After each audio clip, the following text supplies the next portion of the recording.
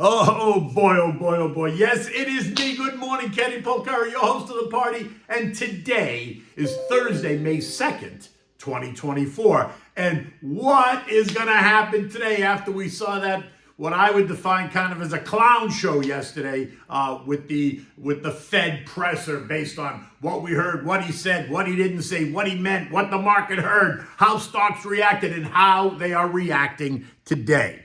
So let's just talk about this, right? Because here are the things that you need to know, right?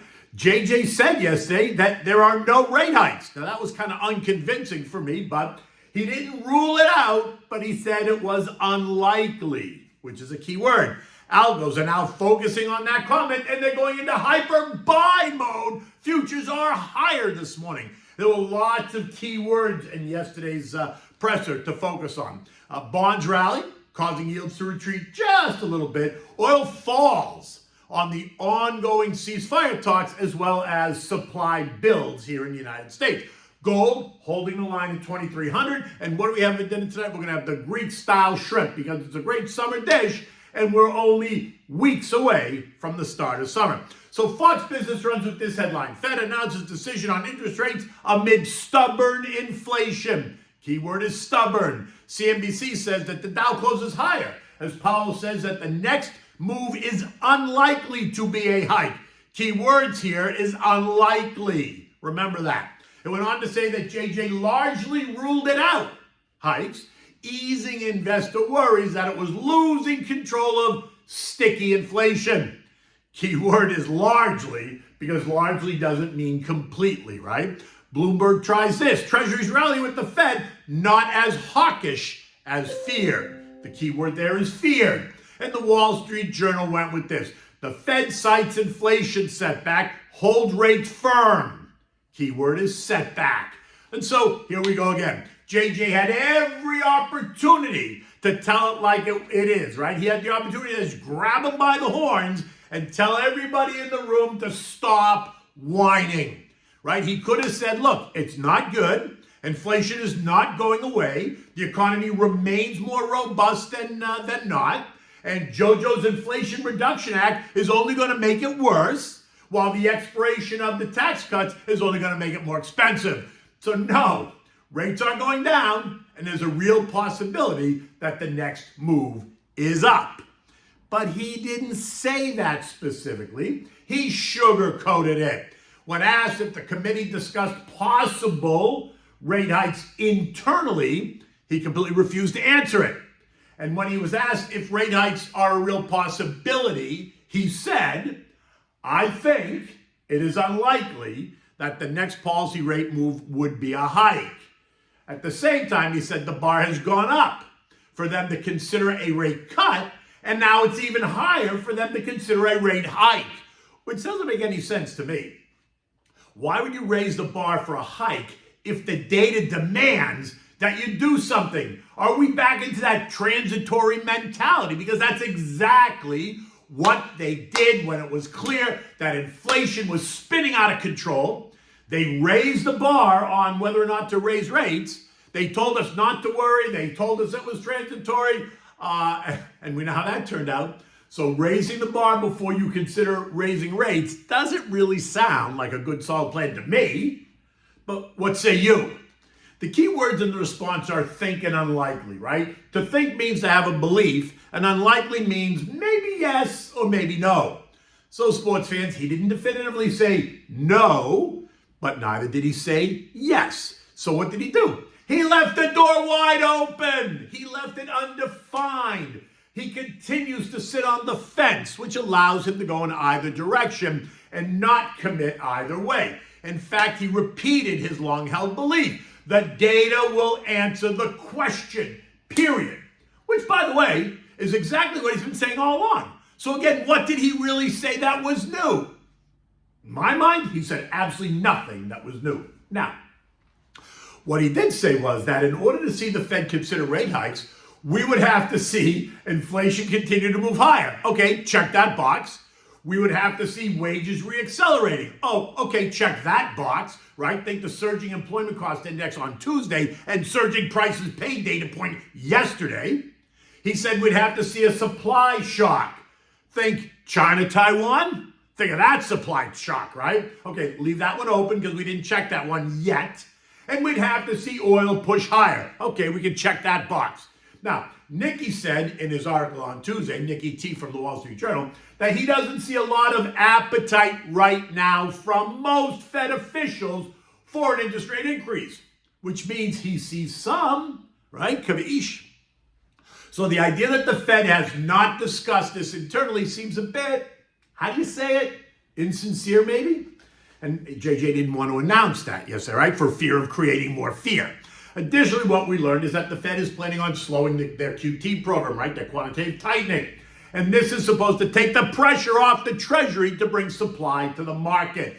Less supply means, or should equal, more stable bond prices, which should equal more stable and lower yields. The jury is still out on that.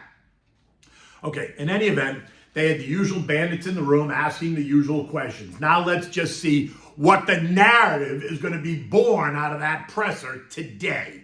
Now, while he was speaking, the markets went on a wild ride, right? They had been lower going into the meeting, then they rallied hard.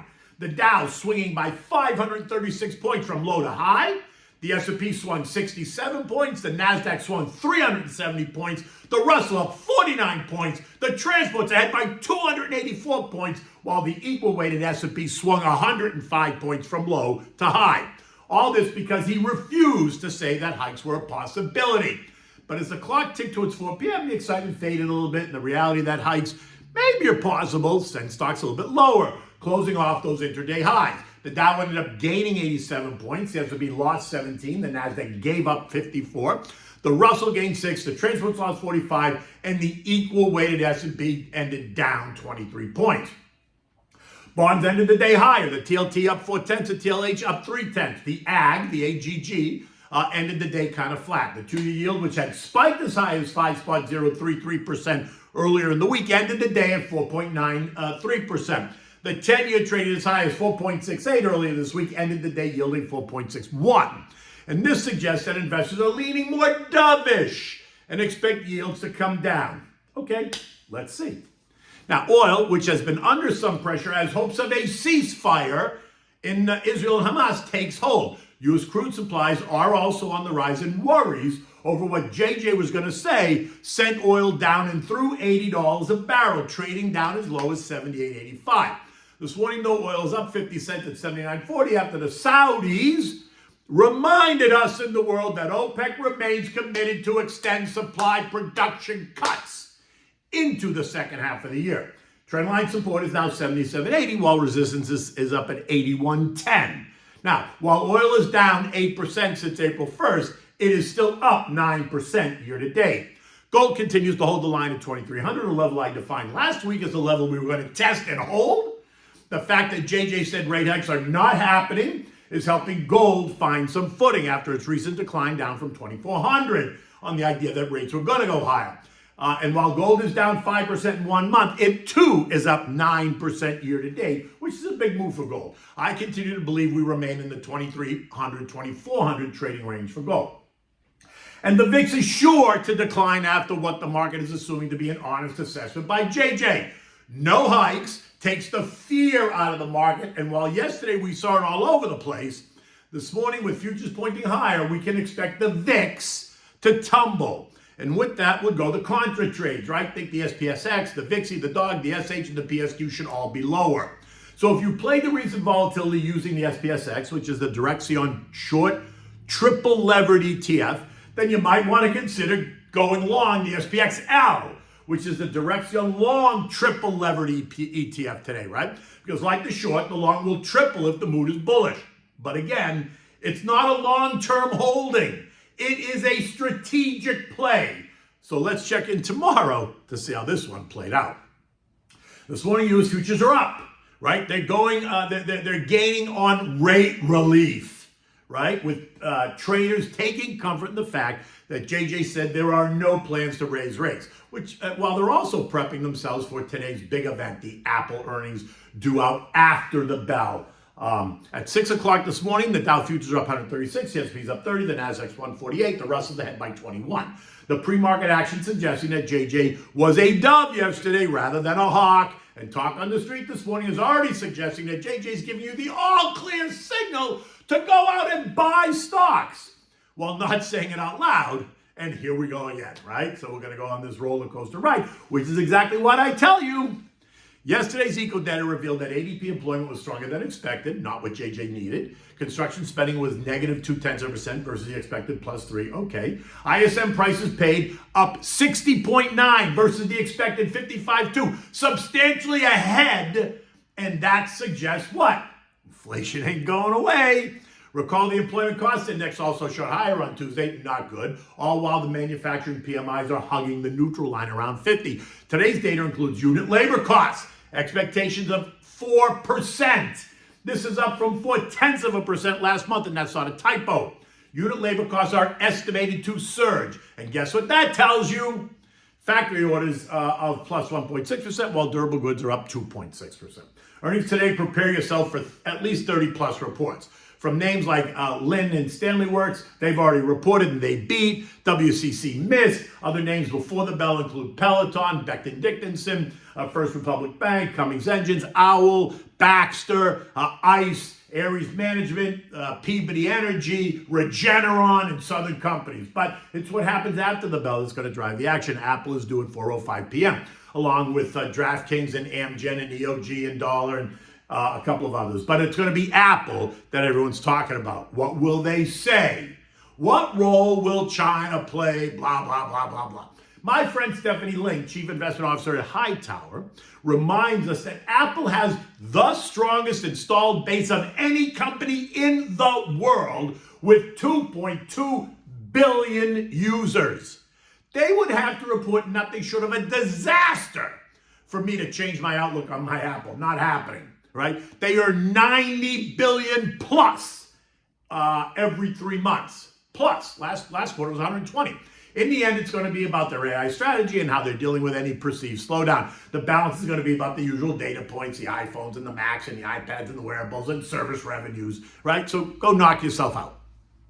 The stock is down 12% year to date. It's below all three trend lines as it hugs the line at 169. This morning, it's quoted up $2 at 171.20. Trendline resistance is at 172.59. A push up and through is going to see us challenge the next trendline resistance at 181 fairly quickly. So I guess you know what I think. Anyway, European markets are mixed. Novo Nordisk was down 2.5%. Maersk down 4%, both on disappointing results, while Shell advanced on better than expected numbers and announced a $3.5 billion share buyback. The S&P closed at 5,018. Down 18 points after testing as low as 5,013. With futures pointing up this morning and with all the commentary expressing relief, you should expect stocks to surge as the algos go into hyper buy mode. In any event, we're back in that 49.75, 51.30 trading range. While I continue to think that we're going to test trendline support of 49.75, that's not happening today. And if Apple doesn't disappoint, I suspect it's not happening tomorrow either. But if they do disappoint, if the market perceives disappointment in Apple, then all bets are off, right? Because we could see kind of a pullback once again tomorrow. Tomorrow's NFP report is also what's next. And like I said yesterday, I fully expect it to be strong. A strong labor market, strong average hourly earnings, month over month and year over year. Unemployment to remain at 3.8%, historically low, which will ignite a new conversation about what JJ said versus what the data is telling us. So sit down and strap in. And like always, you can call me to discuss because I'm happy to have this conversation. Whether it's about markets, whether it's about helping you design a plan, whether it's about helping you, eliminate the noise. Either way, give me a buzz. Happy to have a conversation. Okay, so summer is around the corner. It's only weeks away till Memorial Day. So what are we having today? We're going to have the Greek-style shrimp. It's a great dish, simple to make. It's a great summer dish. Right? It works well for a backyard cookout. And considering, like I said, that summer's about to kick off, you should put this recipe in your summer recipes for sure. So for this, you need 1.5 pounds of cleaned and deveined jumbo shrimp. You need olive oil. You need ouzo, which is a Greek liqueur. You need smashed garlic cloves, lemon zest, salt and pepper, a medium yellow onion, a medium red bell pepper, a medium green bell pepper, half a teaspoon of red pepper flakes, which are optional, but yes. You need 1 28-ounce can of diced tomatoes. You want to drain the juice, but just keep it in a bowl. You want white wine, you want chopped parsley leaves, you want feta cheese, and you want fresh dill. Now, in a large bowl, you're going to mix the olive oil, 1 tablespoon of the ouzo, 2 smashed garlic cloves. You need the lemon zest, salt and pepper. Add the shrimp, toss it to coat, and then set it aside, right? In a large skillet, you're going to add some olive oil and add in the chopped onion and the diced red and green bell peppers. Season it with salt and pepper. Cover and cook it until they're nice and soft. Maybe it's 5-7 minutes, right? And then remove the cover and cook for another 5 minutes. So keep it covered and then keep it uncovered. Add the other smashed chopped garlic at this point and the red pepper flakes now. Add in the diced tomatoes and about 1/3 of the cup of the juice. You want 2 tablespoons of ouzo. Raise the heat to high and then turn it down to simmer for about 5 minutes. It should thicken a bit, but don't let it dry out. Now add the shrimp with any of the juice that might be in the bowl directly into the skillet. Stir in to keep the heat on simmer, right? Turn the heat down to simmer, but keep the heat on. Cook it until all the shrimp turns pink on both sides. Maybe it's 7 minutes total. Remove the pan from the heat, top with the crumbled feta, add the dill, and bang, it's done, right? You want to serve this immediately. Now, notice I said you also need the wine. You need the wine to drink because you got ouzo in the shrimp. You want the wine to drink. You want a chilled white wine, and you know for me, it's always the Pinot Grigio Santa Margarita. In any event, it's going to be a beautiful day here in South Florida. I'm on my way to a conference. I'm moderating a panel at 9 o'clock, so then I'll be back afterwards. But until tomorrow, take good care.